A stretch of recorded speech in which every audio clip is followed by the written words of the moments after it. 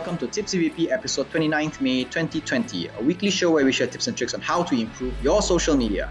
Tipsy VP is brought to you by Virtual Palace Marketing, rehumanizing your marketing experience. My name is Sean. And I'm JK. This week's weekly Tipsy, the good and bad of forever remote working. COVID has taught us that we don't really need to be in the office to get work done. It has also taught us that we can make decisions and collaborate remotely. Yes. This has gotten many companies to rethink their work requirements. Corporate offices are expensive to maintain and they need to physically be where the human resources are. Like, for example, if you are finance, right? You need to be in a financial district because everybody works in a financial district. So you get the best pool of human resource at that time, at that place. If you do a lot of distribution, you need to be where the distribution lines are, so that it's always been because of that. The geolocation. The geolocation. So the problem is that there are also things like local wages requirements and restrictions, like you can hire who, you can't hire who, how many of this, how much do they cost. Yep. All these could be gone with the win if we can work remotely. Imagine the possibilities, right? But remote working is far from an ideal solution. While it brings us many new and exciting possibilities, it will also open up other problems. If your company is considering remote working, here are some good and bads that could help. Right. First one, reduce real estate costs. For the longest time, retail and office lots are strategically located based on industries. This is to take advantage of complementary industries, workforce competency, and just simple corporate image. City centers, financial districts, and high-tech villages all command a premium real estate fee due to scarcity. In a remote working setting, this will no longer be a problem. Workers do not have to commute, and you don't need large offices to house everyone. You save on renovation costs, and you can place your office in a less central location because nobody will visit anyways. If you're still worried about the corporate image, just rent a PO box in a prime location for some spare change. Yeah. Imagine how much you can save. A lot. Like some corporate offices pay up to probably $1 million a month on rental. That's correct. And their renovation fees is like a couple of millions. Correct. And that's not even including operation costs. Your utilities. Your your pantry lah. Yeah. The pantry that you all snuck back to makan lah. Yes. Yeah, that's true. So all these things can be removed. And you don't have to be in expensive location as well. You locate your office anywhere in the world. Correct. Not just anywhere in the city, anywhere in the world, which means that if you are servicing clients in the US and charging US dollars, you can relocate your office halfway across the world to Vietnam or India for cheaper rates and cheaper everything. And you can hire employees from the US and you will still be able to work remotely. Correct. It's basically just putting your main HQ virtually.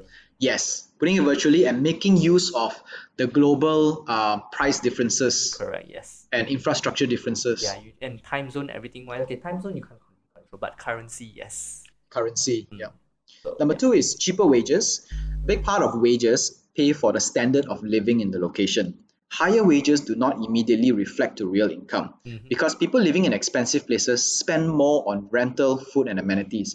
So if people need to live, let's say if you're hiring people from central New York City, right? You need to pay them this amount, not because they are better, but because it costs more for them to live in that place. Correct, yes. As opposed to, let's say, India, or as opposed to Petaling Jaya.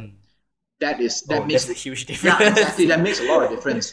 New York City and So- KL City.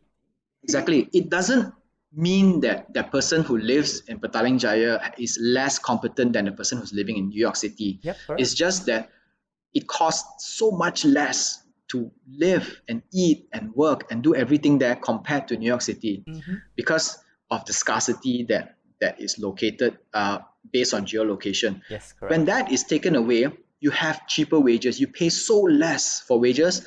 And you pay less for wages does not mean that the people making it actually make less. They actually make more as well. They don't have to travel. Yep. They don't have to dress nicely all the time.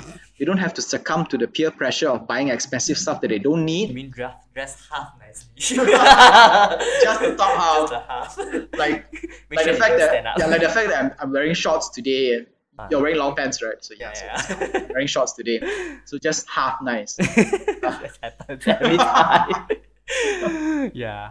So uh, either way, your human resource options have now been expanded, Mm. right?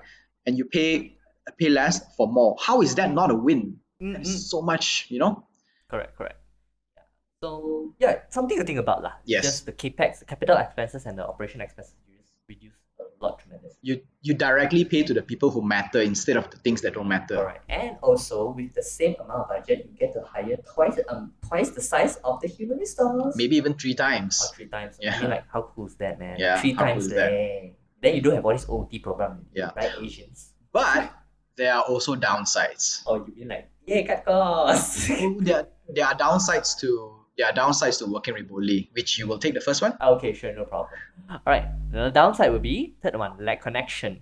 We gain in efficiency with remote working. We lose in human connection. Teams that work well together need to be able to regularly meet and interact with each other.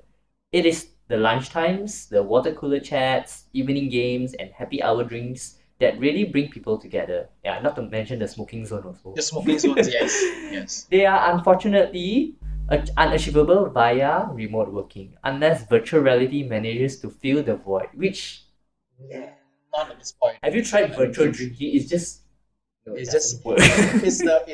it's the most depressing thing ever. Yeah, I feel like It's like, yay, we're all fine, happy, yay. Then you open, you're just alone in a quiet little room drinking by your yourself. wine and everyone's just it's so sad. Yeah, it is. Birthday cakes. It is. But if doing this allows you to work for Google Mm-hmm.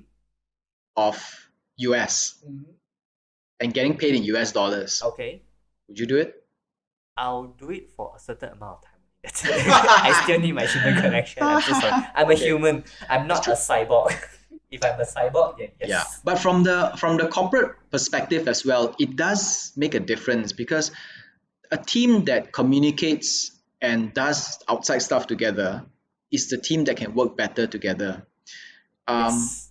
You have more humanity values such as empathy, Yes. understanding. You know, the Yes. thing that cannot be shown on the screen. Yes, that is true. That is true.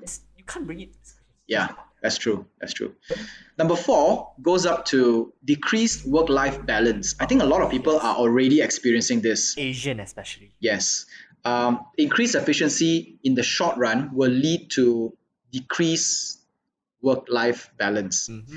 Working from home requires a different level of discipline that most do not have experience in, especially Asians, because we are so used to being told what to do and when to do something that when we are given the freedom to manage our own time, we don't know how to do it. Yep.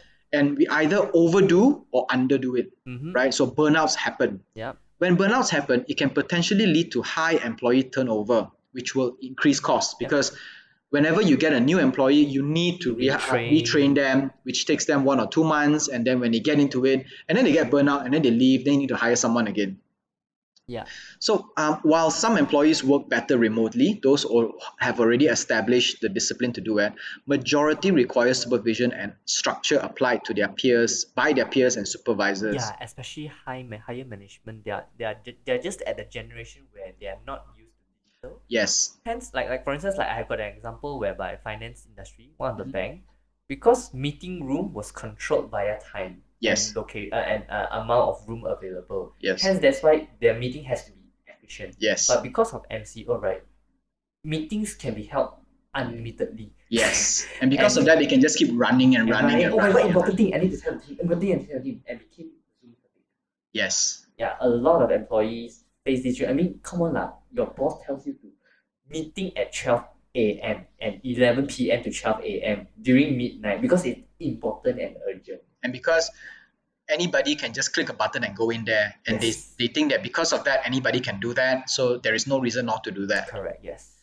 I think it's just bad. Yeah, this is bad. And I've also have experience with some of my friends who share their experience with me. They say that because companies are now it's like what you say, right? They're experimenting with this borderless and limitless availability of Zoom and everything.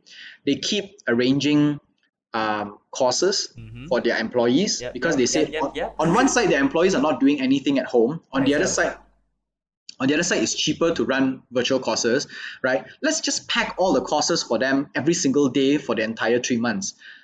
It's pointless because at the end of the day, if you cannot do this physically with someone, that means you cannot do it virtually. Just because the place changed doesn't mean the human person will change as well. They will get fatigued, they will also get burnout, and their attention span will be less, and you end up wasting money on things that they don't learn because behind the screen, God knows what they're doing. They turn off their camera and they can go to the toilet and they can go find food. You don't know.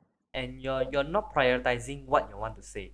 Yes. You just blur everything, and people are like, oh my god, I'm gonna. It's like sitting it's like on a our usual Monday weekly punya in school punya 周会 the Monday assembly. Yeah. And you just sit there and under the sun.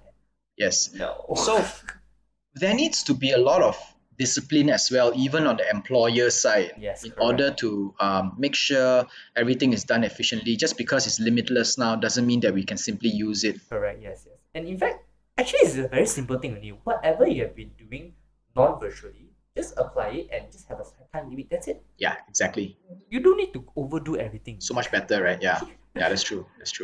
All right, so let's recap this week's Weekly Tipsy. The good and bad of forever remote working. Number one, the good. First one is you reduce real estate costs because you can hire from anywhere now. Also, you will get cheaper wages. The downside, however, is you lack connection because humans need human connection, and without human connection, the efficiency will not be as good as before. And also, very important, number 4, decreased work-life balance. Some will overwork and some will underwork. Oh yeah. Yes. Because you think about it, right? You sit down, you work, and you turn to your left, your bed is there. Turn to your right, the TV is there. Guys, just one episode, and 3 hours later, you're still watching it. Guys, discipline, come on. Oh dear. This one is your own homework to do, guys. Yeah.